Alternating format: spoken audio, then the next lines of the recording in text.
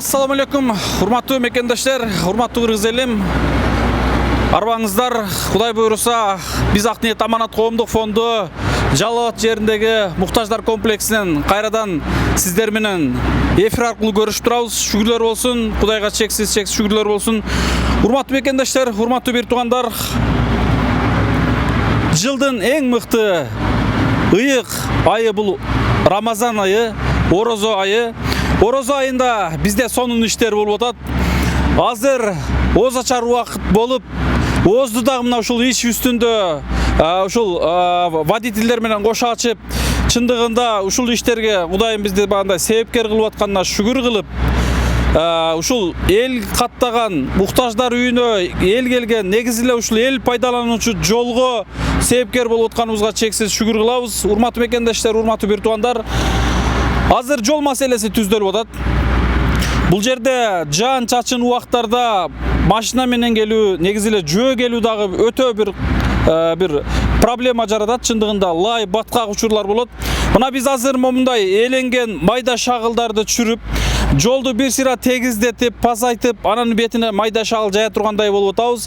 Андан сырткары ылдый жагына ошол жактагы кошуналар дагы биригип каражат жыйнап шагылына жардам беришкен. Ушул жолду тегиздөө жагына ушул кошуналардагы колунан келишинче каражат топтошуп жардам берген аракет кылышты. Ушул арасында бир тууганыбыз чыгып. Негизгиси бул көчөгө Кудайым ушунчалык шүгүр кылам, көп маселесине себепкер кылды бизди Кудайым.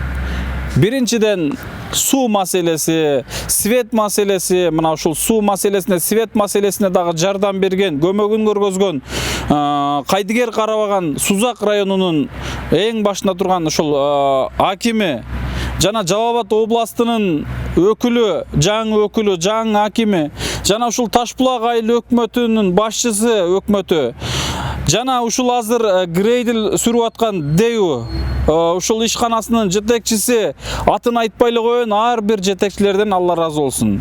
Мына ушул жана Жалал Абад шаарындагы РЭС начальниги свет маселесине жардам берген. Кыскасы мына ушул жогоруда айтып өткөн бир туугандарыбыз кайдыгер карабастан свет маселеси жетекчиси жардам берип, акимдин колдоосу менен бардык жагына жардам болду.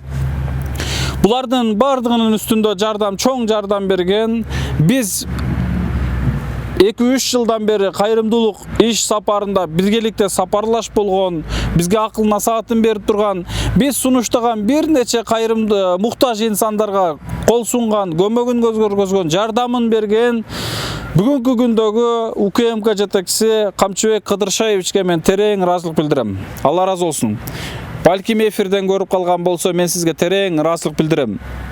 Азыркы учурда жумушуңуз көп, ишиңиз көп болуп турса дагы, биздин иштерибизден сурап, телефон аркылуу кабар алып, иштерин кантип атат медер деп, өз инисиндей көрүп, биздин иштерибизге колдоо көргөзүп келгенине мен ушунчалык шүгүр кылам.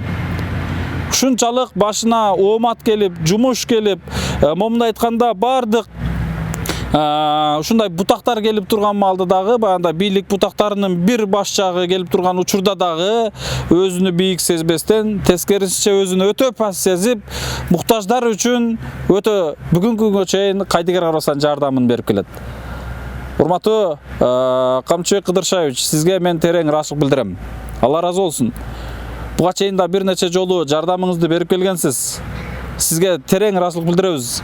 Албетте, биз дагы Кыргыздын жаңы өсүп келаткан уулдары сиздерди эли журтубузга кызмат кылсак деп ниет кылганбыз. Менин тайнем ушул Камчыбек Кыдыршаевич, сиздин 10 жылдап, 15 жылдап баатыр энелерге сый тартуулаган чайыңызды, сыйыңызды көрүп келген. Мына ошол тайнем ошондо сизге өтө өзгөчө дубасын бергенде менде кичинекей ниет болгон. Ушул кишилерди элге кызмат кылсам деп ниет кылдым элем. Кудайга шүгүрлөр болсун, мына 3 жылдан бери баатыр энелердин дубасын алып атабыз, бир нече иштерге себепкер болдубуз. Бунун бардыгы ниетке жараша экен. Урматтуу бир туугандар, урматтуу бекендештер, кеч кирип кетип атат. Кудай калса, бардыгыңыздардын кармаган орозоңуздар кабыл болсун. Азыр саат 8ден 8 өтүптүр. Биз ооз ачканыбызга толук 13-14 мүнөт болуп калды. Бардыгыңыздар сонун тамактын үстүндө тамак жеп отурсаңыздар керек. Бирок биз монундай иштердин үстүндө эл кубанарлык, бул жердеги жашоочулар кубанарлык иштерге себепкер болуп атканда, чындыгында биз башкача сезимде болуп турабыз. Албетте, элдин ар бир көйгөйү биз үчүн, мен үчүн баарынан жогору турат. Ушул нерселер менен биз азык алабыз, дем алабыз, энергия алабыз, күч алабыз. Мына ушул кылган иштер менен элге кылып аткан иштерибиздин көлөкөсү тийип турса, биз өзгөчө бир бакытка оролот экенбиз. Мына биз үчүн ошол бакыт. Ошондуктан биз дагы, мына мен жеке өзүм дагы чындыгында өзүмдүн личный жашоомо дагы убакыт бөлө албай жүрөм. Бирок урматтуу мекендештер, бул жашоо убактылуу конок жашоо экендигин билип, акыретке даярданып жүрөбүз. Кайсыл учурда болбосун, жалгыз болобузбу, башка болобузбу, кандай учур болбосун, эртели кеч акыретке кете турган адамбыз. Баары бир кетебиз. Хоть колуңда жумушуң болуп турсун, хоть колуңда байлык, бийлик болуп турсун, Аллах Таала өмүрүңдү алам десе, 5 мүнөттөн эмне болорун билбейбиз. Ошондуктан ошол убакытка чейин мына момундай иштерге жетишип калайлы, себепкер болуп калайлы, артыбызда кичинекей из калып калсын деп аракеттердин үстүндө жүрөбүз иншалла. Ушундай достор, иш сонун жүрүп атат. Кызматкерлерге рахмат, жогоруда айтып өткөндөргө дагы рахмат айтам. Андан сырткары Ороз айында кол ачып аткан, кол сунуп аткан бир туугандарыбызга да рахмат айтам. Алыста жүргөн мекендештериме рахмат. Алла ыраазы болсун. Биз сиздерге ыраазычылык билдире албаган болсок, Аллах Таалам сиздерге эсепсиз ажыр соопторду сөзсүз жазат иншалла. Аллах Таала көрүүчү зат, бардыгыбызды көрүп турат. Ким жакшы иш кылат, ким жаман иш кылат, бардыгын көрүп турат. Ошондуктан менин атым айтылбай калды деп капетпеңиздер. Аллах Таала билүүчү зат, бардыгыңызга да Кудайым буйрса сөз соопторду берет иншалла. Мына ушундай достор, биз анда эмесе кеч кирип калды. Мен сиздер менен убактылуу эфир аркылуу коштошоюн. Грейдлди карайлы, жумуштарды карайлы. Биз кечке чейин сүрө турган иштерибиз бар.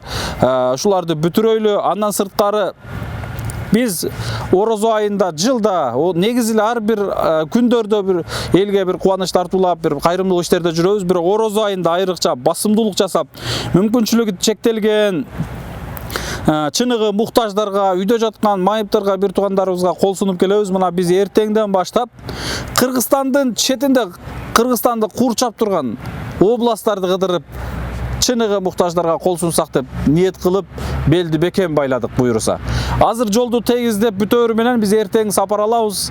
Ысык Көл областынан мүмкүнчүлүгү чектелгендер кайрылып атат. Баткен областынан кайрылып атат, Кудай буйрса. Бул жагы Нарын областынан Кудай кааласа мына ушул областтарга биз муктаждар үчүн кол сунуп, жардам берип, ушул Орозо айында көп иштерге, көп соопторго эгедер болуп калайлы деп аракет кылмакчыбыз. Андыктан эгерде мүмкүнчүлүк болсо, сиздерде дагы биз менен кошулуу, биз менен ушундай бир жакшылык иш сапарында биргеликте сапарлаш болом десеңиздер, муктаждарга мен дагы жардам берейин, сиздер менен кошо себепкер болом десеңиздер, мен сиздерди чакырып кетем, келиңиздер, биргеликте жардам берели.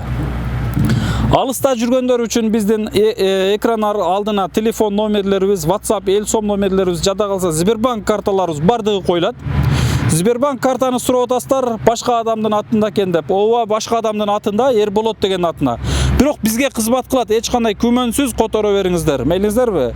Эч кандай күмөнсүз которуңуздар, биздин атыбызда, биздин колубузда карта. Сиздердин жиберген аманатыңыздар биздин тарыгыбызга келип, мына ушундай иштер болуп атат. Бул иштендерден сырткары көп иштер болуп атат. Мына ушундай достор.